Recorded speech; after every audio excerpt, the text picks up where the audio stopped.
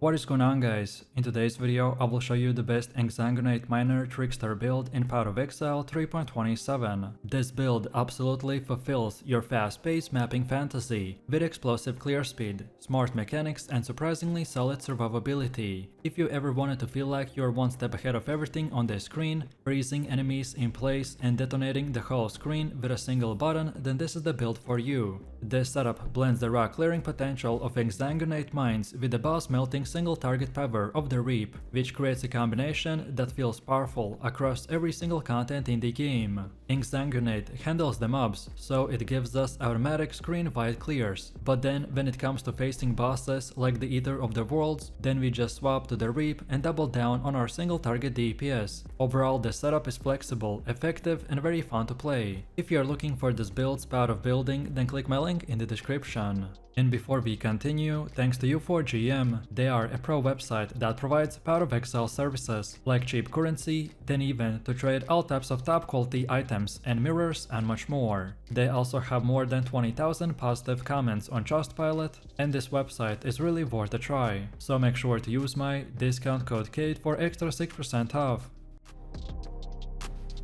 So let me give you a quick build overview. A lot of players still hesitate when it comes to builds with mines. Maybe you tried a miner a long time ago when the playstyle was clunky, or maybe you've seen people struggle with the throw speed and the awkward feel of the minefield support. But trust me, this is not that kind of miner setup. With the right build and a focus on mine throwing speed, you can get your throwing animation down to a silky smooth 0.25 seconds, which is equivalent of casting 4 times per second. It feels great, and on top of that, Detonate Mines is fully automated with the automation support gem. That means no manual detonation, no stopping to double tap, your mines will detonate as you move, which makes the gameplay feel closer to a traditional spellcaster than ever before. It's smooth, responsive, and perfect for players who love fast, fluid gameplay without giving up the damage. The early game starts with a Pyroclast mine, supported by the Charge Mine support, which gives us a solid damage support and synergizes beautifully with the Trickster's Ascendancies. You'll eventually want to swap to the Exsanguinate once you get your hands on the Crimson Sorrow gloves, which will convert your physical damage into cold. And that's where the build really starts to take the shape. Your clear speed will feel a little slower at first, but don't worry. As you gear up and increase your mine throwing speed, everything will quickly ramp up.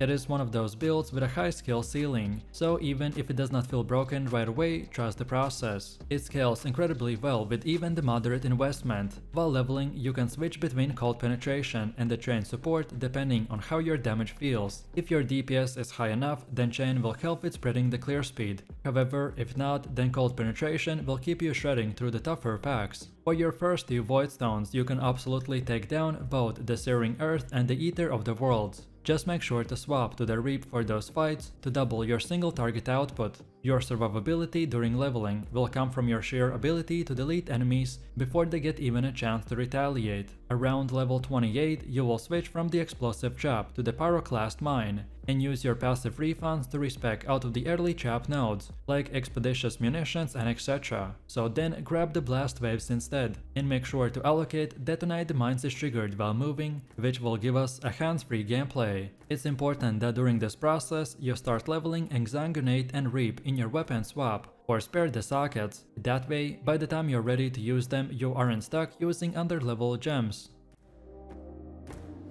Next up, let's go over the Ascendancy. First, you want Swift Killer, which provides frenzy and power charges that directly enhance your clear speed and the boss damage. With the Charge Mine support, you will generate these charges just by throwing the mines, so it's effortless to maintain them. Then next, one step ahead will add another layer of utility and control by speeding you up and slowing the enemies down. That 8% action speed boost will affect everything from the mine throwing to the movement and the shield charge. Then there's the Polymath, which gives us a solid damage multiplier based on how many different masteries you've taken. This build will naturally take plenty, so you get a free boost to your output plus recovery on kill for life and energy shield and even mana. Overall, it smooths out the gameplay and adds the extra sustain during the map clears. And finally, we use Escape Artist, which is your defensive cornerstone. It scales your evasion and the energy shield together based on your gear, so running hybrid bases like the Sadist Garb will really pay off.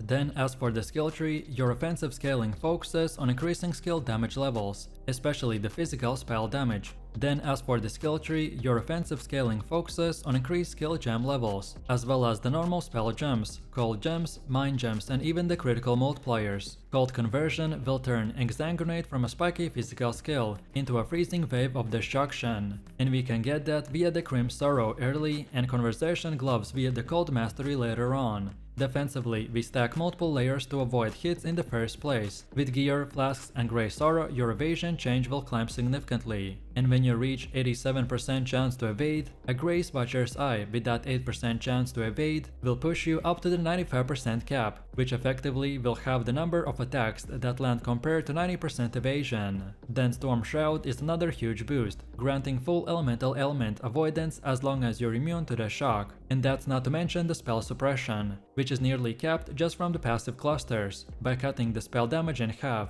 And then finally we have Ghost Dance, which is the icing on the cake, by giving you energy shield recovery every time that you get hit, meaning that you have a cushion even when something does manage to land a blow. Next, let's take a look at our skill gems. Your core setup revolves around the main skill, which is either way the Exsanguinate or the Reap, which of course depends on your preference and when you swap them. Both scale incredibly well with the mines, and both work with the same support gem structure, so you don't need to change much to switch between them. You'll be linking them to the high impact mine support, which is a key piece of the puzzle. This not only boosts your damage significantly, but it also makes your mines detonate faster and more reliably. Alongside that, you will run the trap and the mine damage support, which gives you a massive flat DPS multiplier. Then there's the swift assembly, which increases the number of the mines you throw, and your chance to throw the extra mines, which is a big boost to both the single target and the pack clearing. Then Empower support or increased critical damage will round out your links depending on your gear level, and Power is a bit more investment heavy, but scales beautifully into the late game when you've got levels and gear sorted out. For Curse and Utility, Assassin's Mark is the main one. It massively increases your crit chance and the crit multi against marked enemies, which is crucial for pushing your boss damage over the top.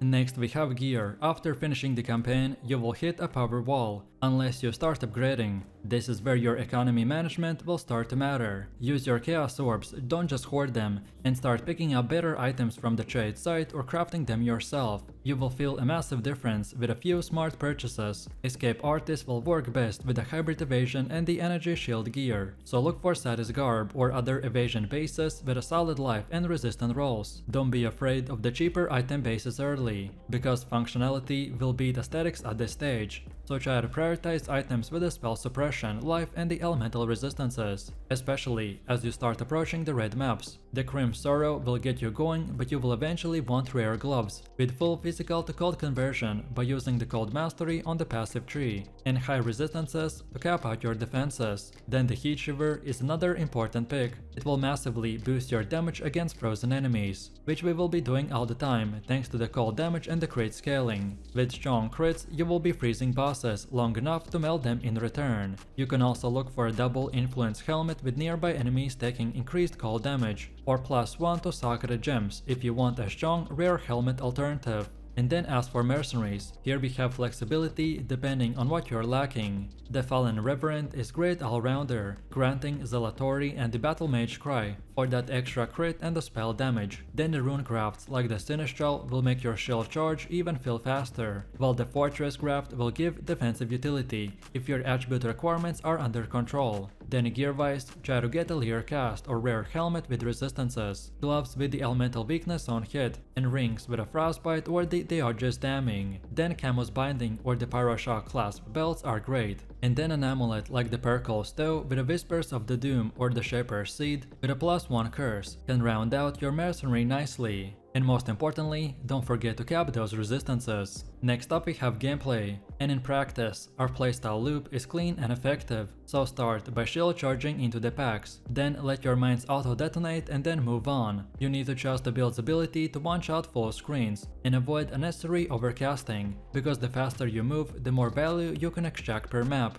For bosses, we want to swap to the Reap and focus on maximizing uptime, while keeping your charges up. The Reap's reliable damage will make the Pinnacle and Uber fights far more easier. Then in low investment maps, don't feel pressure to clear 100%. Just hit the main paths, kill everything in the sight and keep moving, because that's how you maximize currency per hour with this build. And when you push into the higher tier maps or the boss content, then the Reap will give you the power that you need to stay competitive. So overall, keep your flasks up, dodge the telegraph abilities, and let the build's natural speed carry you through the endgame. And now, last but not least, let me tell you a few tips and tricks to keep in mind. If you're wondering when to swap from the Pyro class to the Exsanguinate, then the best time is right after the campaign, once you've got the Crim Sorrow, Kikazaru, and ideally the Heat Shiver with a 5 link. If your damage feels lacking, then use Reap until you can upgrade further. For attributes, make sure that you're getting enough strength and dexterity, so use +30 nodes or look for stats for your belt, rings, and the amulet. Essences of the Rage or the Sorrow are perfect for crafting these. Mana-wise, remember that Exsanguinate will cost life to reserve when supported by the high impact mine, so Kikazaru's regen will keep you sustained. Also, don't overlevel Frostblink to keep its mana cost manageable. And finally, if reservation is tight, then drop the Skitter boots temporarily until you can hit your next efficient threshold. So let me know what you think about this build in the comments below. If you enjoyed this, then you definitely don't want to miss my previous top 5 best builds video, where I showed even more powerful builds. So click the screen now and I'll see you in the next one.